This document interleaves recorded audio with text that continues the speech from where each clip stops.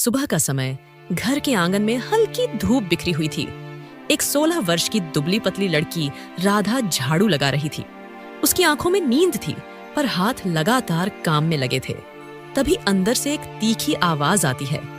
राधा, ओ राधा, कितनी देर से झाड़ू लगा रही है? क्या तुझसे कुछ जल्दी नहीं होता? हर रोज यही तो करती हूँ। माँ फिर भी ताने देती है। श्यामा बाहर निकलती है, हाथ में कपड़े का झोला, आंखों में क्रोध।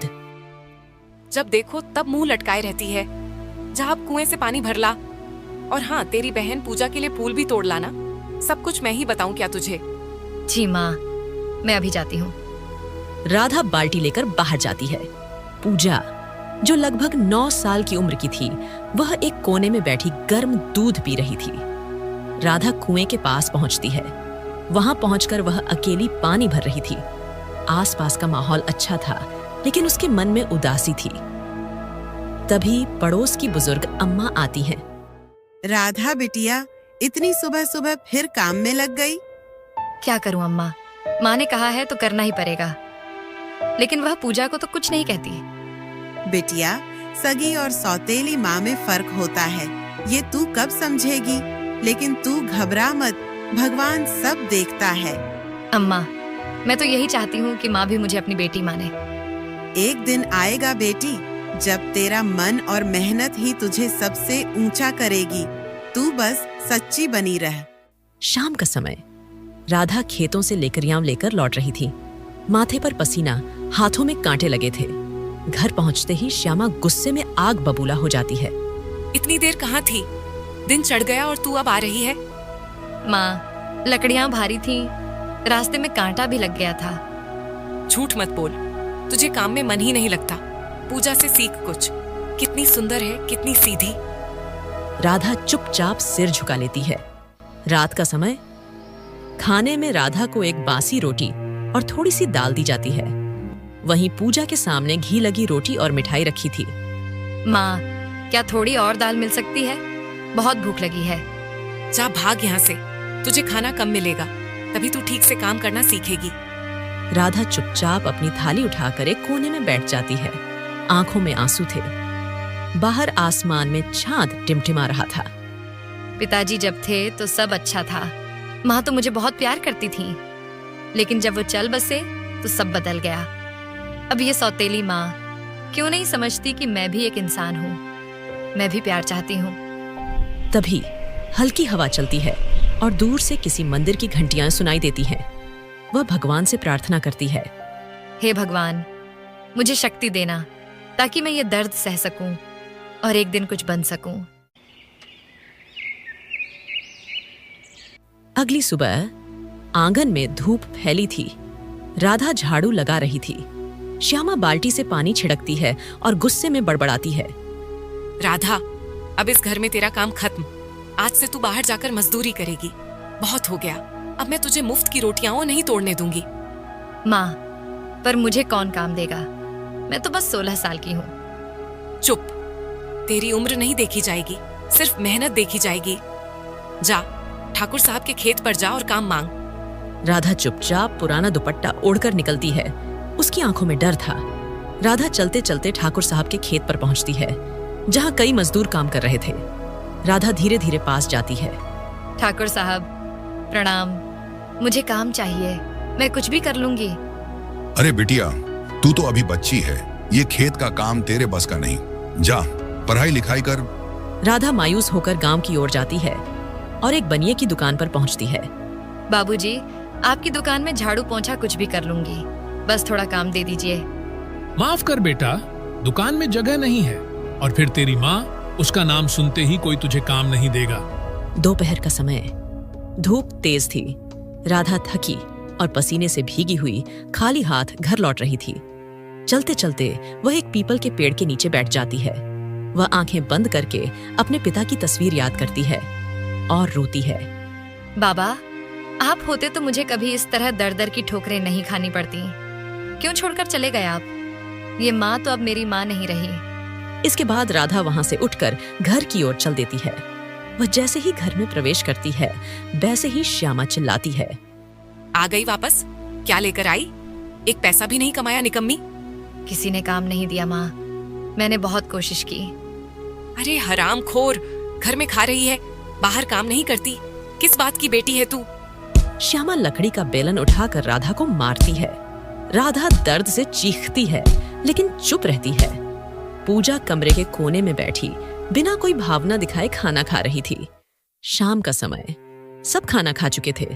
श्यामा राधा को अलग कोने में बासी सूखी रोटी और पानी देती है। ये रोटी भी शायद किसी की झूठी हो, पर अब यही मेरा नसीब है। वह रोटी तोड़ती है लेकिन एक टुकड़ा भी निगल नहीं पाती। आंखों से आंसू रोटी में गिरते हैं।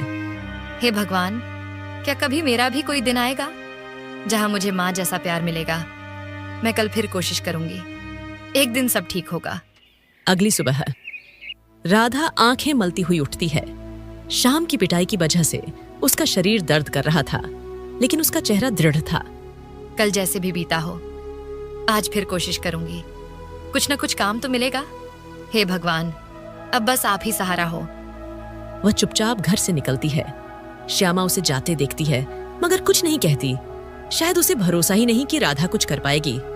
गांव के बाहर का रास्ता, राधा कच्चे पक्के रास्तों, खेतों और झोपड़ियों के बीच आगे बढ़ रही थी। तभी एक बूढ़ा आदमी उसे देखता है जिसका नाम नत्थू था। अरे बिटिया, सुबह सुबह कहाँ चली अकेली?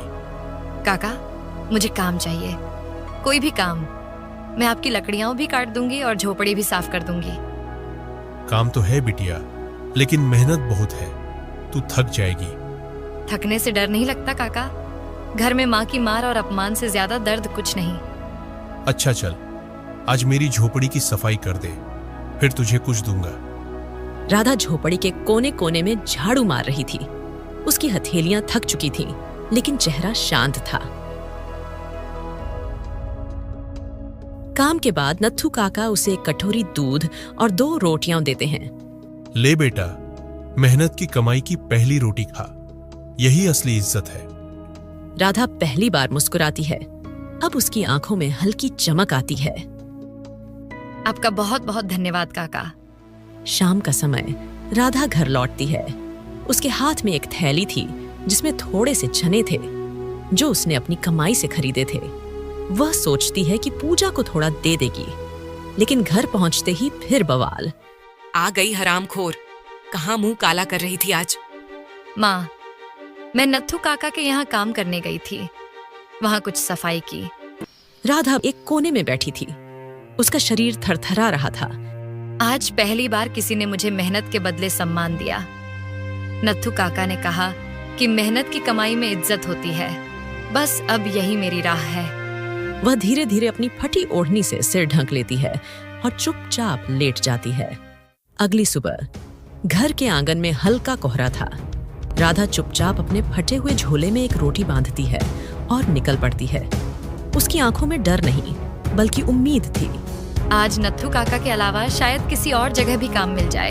2 पैसे और आ जाए तो शायद माँ खुश हो जाएगी। गांव के बाहर का रास्ता, राधा पगडंडी पर चलती हुई एक बकरी पालक की झोपड़ी पर जाती है। काका, कुछ काम मिल सकता है क्या? मैं आपकी बकरियों की देखभाल और साफ सफाई का काम कर सकती हूँ। हाँ बिटिया, तू सीधी सादी लगती है। चारा डाल दे और बाड़ा साफ कर दे, फिर थोड़े पैसे दूंगा। राधा बिना थके बकरियों की देखभाल करती है। दोपहर तक वह पूरा काम निपटा देती है। बकरी पालक उसे कुछ अनाज और 5 रुपये देता है। धन्यवाद काका, मैं चलती हूँ। सांझ ढल रही थी। राधा अपने झोले में पैसे और अनाज रखकर वापसी की राह पर चल रही थी। रास्ता सुनसान था। तभी झाड़ियों से 3 बदमाश निकलते हैं। अरे ओ, कहाँ जा रही है? बड़ा भारी झोला लग रहा है। भैया, मुझे जाने दो, ये मेरी मेहनत की कमाई है। मेहनत? चल झोला दे, नहीं तो इतना मारेंगे कि काम करने लायक भी नहीं रहेगी। राधा चिल्लाती है, लेकिन कोई सुनवाई नहीं। वे उसका झोला छीनकर भाग जाते हैं। राधा जमीन पर गिर जाती है। उसके आंसू बहने लगते हैं। हे भगवान, मेरी मेहनत, सब कुछ छिन गया। अब माँ मुझे जिंदा जला देगी। इसके बाद राधा घर के रास्ते पर जाती है, लेकिन द्वार से कुछ दूर रुक जाती है। अंदर से श्यामा की आवाज आ रही थी। अगर आज फिर वो हरामखोर बिना पैसे लिए आई तो बेलन से उसकी हड्डियां तोड़ दूंगी। दिन भर निकल जाती है, पता नहीं कहाँ। राधा कांप उठती है और बिना भीतर जाए जंगल की ओर चल देती है। शाम का समय, जंगल के अंदर ठंडी हवाएं, झींगुरों की आवाज और चारों ओर अंधेरा था। राधा भूखी प्यासी डर के मारे कांपती हुई चल रही थी। अब कहाँ जाऊं? सब जगह से ठोकरें ही मिली हैं। कोई क्यों नहीं समझता कि मैं भी इंसान हूँ। तभी उसे कुएं से एक हल्की सी आवाज आती है। बचाओ, कोई है? मैं फंस गया हूँ। राधा पास जाकर देखती है तो एक प्यारा सा छोटा सफेद खरगोश कुएं में गिरा हुआ था। अरे, तुम कैसे गिरे? रुको, मैं मदद करती हूँ। मैं गलती से कुएं में गिर गया, अब चढ़ नहीं पा रहा हूँ, कृपया मेरी मदद करो। राधा जल्दी से आसपास के बेलों से एक लंबी शाखा बनाती है और उसे कुएं में डालती है। पकड़ लो इसे और धीरे धीरे ऊपर आ जाओ। खरगोश मुश्किल से ऊपर आता है। वह थरथराता है लेकिन बच जाता है। तुम्हारा बहुत बहुत धन्यवाद, तुमने मेरी जान बचाई। सुनो, मेरा नाम गिल्लू है। जब भी तुम्हें लगे कि कोई तुम्हारे साथ नहीं है, उस दिन मुझे याद कर लेना, मैं तुरंत चला आऊंगा। ये तो सिर्फ एक जानवर है, ये किया मेरी मदद करेगा। इतने में खरगोश मुस्कुराता है और झाड़ियों के बीच गायब हो जाता है। राधा हक्का बक्का रह जाती है। रात गहराती है। राधा एक पेड़ के नीचे बैठी जाती है। वह भूखी और थकी हुई थी। जिस जंगल से सब डरते हैं, आज वहीं मुझे पहली बार सच्चा सहारा मिला। लेकिन क्या वो खरगोश सपना था या कोई चमत्कार?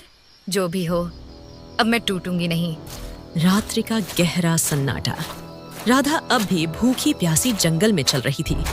चारों ओर डरावनी आवाजें, दूर कहीं भालू की दहाड़ सुनाई देती है।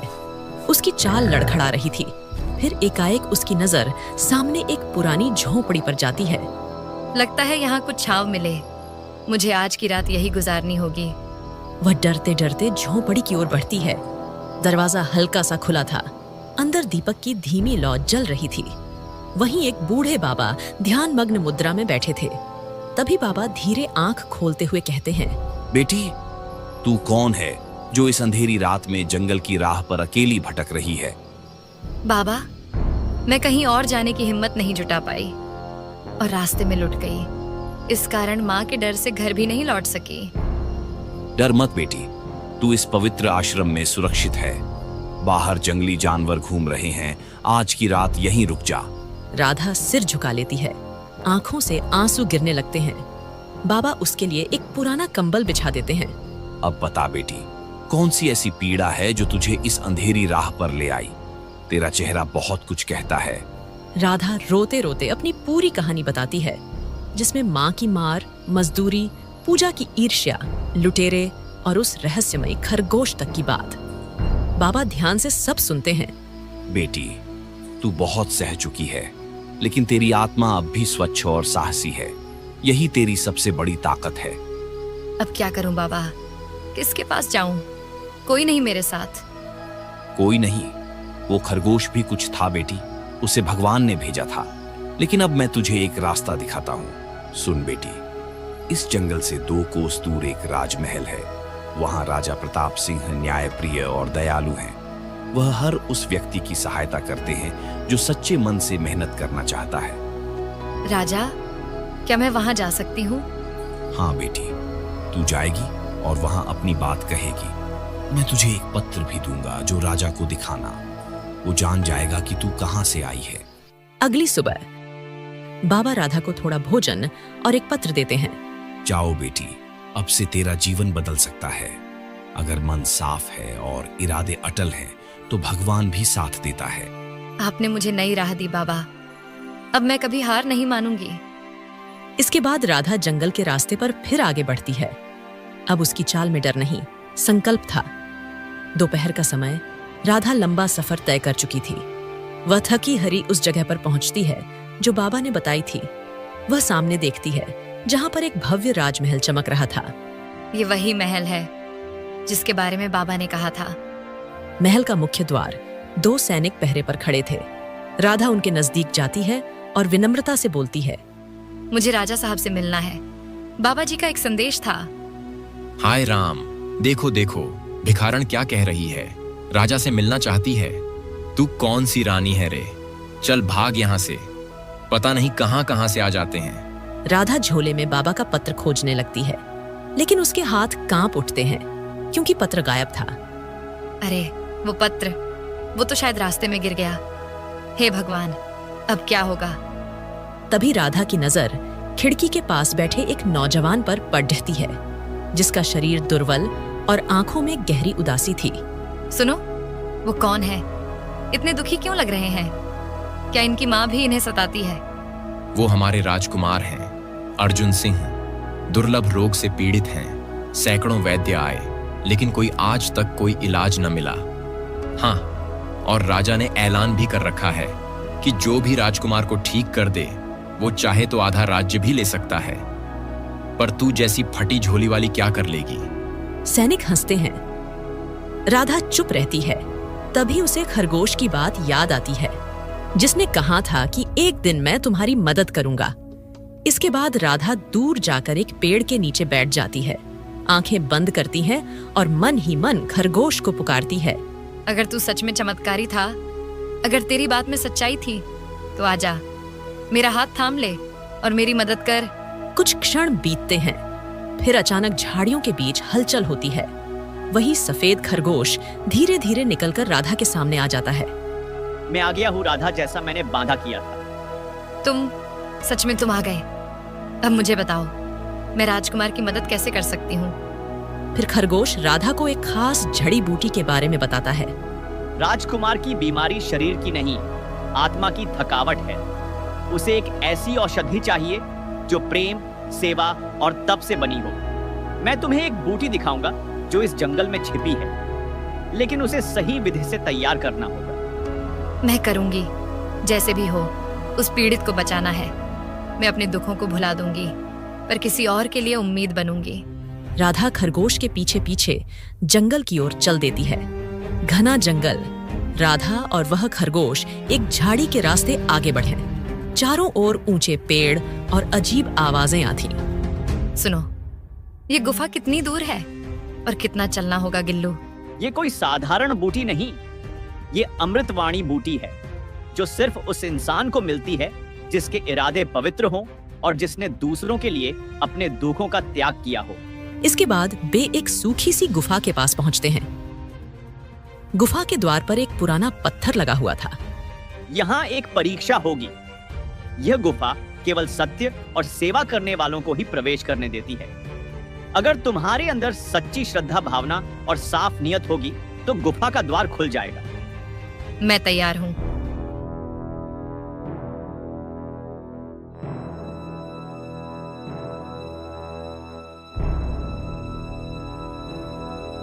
राधा गुफा के अंदर जाती है,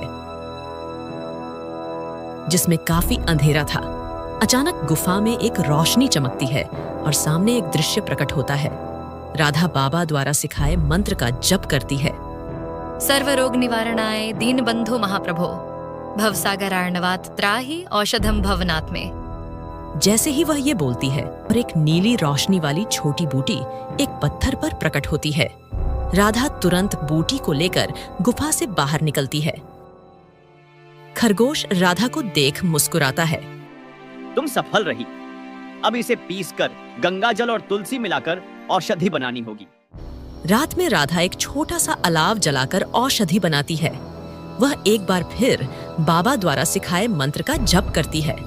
सर्वरोग निवारणाय दीनबंधो महाप्रभो भवसागरार्णवात त्राहि औषधम भवनात् में। अगली सुबह राधा औषधि लेकर वापस महल की ओर निकलती है। अब वह डरी हुई नहीं, आत्मविश्वास से भरी थी। चलते चलते वह सैनिकों के पास पहुंचती है, जो उसे पहचानते थे। अरे, फिर आ गई। अब क्या फूलों की टोकरी लाई है? नहीं, इस बार जीवन की औषधि लाई हूँ। राजकुमार को ठीक करने वाली औषधि। मुझे राजा से मिलवाओ। सैनिक हंसते हैं, लेकिन तभी पीछे से दरवाजे पर राजमहल के वैद्य आते हैं, जो सारी बात सुन लेते हैं। औषधि किसकी बनाई है? मेरे हृदय की तपस्या और जंगल की बूटी को मिलाकर। इसके बाद राजा तक खबर पहुंचती है। राधा को अंदर बुलाया जाता है। क्या तू सच में इसे ठीक कर सकती है? महाराज, मैं प्रयास करूंगी। बाकी निर्णय ईश्वर का है। यदि तू राजकुमार को सच में ठीक कर पाई, तो मैं वचन देता हूँ कि तू जो चाहेगी वो मिलेगा। मुझे कुछ नहीं चाहिए, बस राजकुमार की बीमारी समाप्त हो जाए। यही मेरी आशा है। राधा राजकुमार के पास जाकर धीरे से औषधि पिलाती है। कमरे में सन्नाटा था। सबकी आंखें राजकुमार पर टिकी थीं। कुछ पल बाद अचानक राजकुमार की बंद आंखें खुलती हैं। वह एक गहरी सांस लेते हैं, जैसे वर्षों बाद हवा ली हो। माँ, पिताजी, ये कौन है जिसकी छाया ने मुझे जीवन लौटाया है? बेटा, तू बोल रहा है, इसका मतलब तू ठीक हो गया। हे भगवान, तेरा बहुत बहुत धन्यवाद। ये तो चमत्कार है वैद्यराज। आपने तो ऐसी औषधि कभी नहीं देखी। नहीं महाराज, यह साधारण औषधि नहीं है, यह तपस्या की औषधि है। यह तो भक्ति, सेवा और प्रेम का अर्क है। कुछ समय बाद सभी राजसभा में इकट्ठे होते हैं। राधा, तूने जो किया वह कोई साधारण स्त्री नहीं कर सकती। तूने राजकुमार के लिए अपनी जान जोखिम में डाली, उसके दुख को अपना समझा। ऐसा त्याग, प्रेम और साहस सिर्फ एक पत्नी ही दिखा सकती है। मैं आदेश देता हूं कि आज से राधा मेरे पुत्र अर्जुन सिंह की धर्मपत्नी होगी। ये सुनकर राधा की आंखों से आंसू आ जाते हैं, लेकिन वो आंसू अब दर्द के नहीं, सम्मान और स्नेह के होते हैं। तुमने मुझे जीवन दिया है राधा, अब मेरी हर सांस तुम्हारे लिए समर्पित होगी। इसके बाद ये खबर पूरे नगर में फैलती है। वहीं गांव में सौतेली माँ श्यामा तक भी खबर पहुंचती है। श्यामा को पछतावा होता है, लेकिन अब देर हो चुकी थी। राधा, क्या तुम अब खुश हो? हाँ, अब मुझे लगता है कि मेरी पीड़ा व्यर्थ नहीं गई। शायद ईश्वर ने मुझे दुख इसलिए दिए थे ताकि मैं दूसरों के सुख की कीमत समझ सकूं।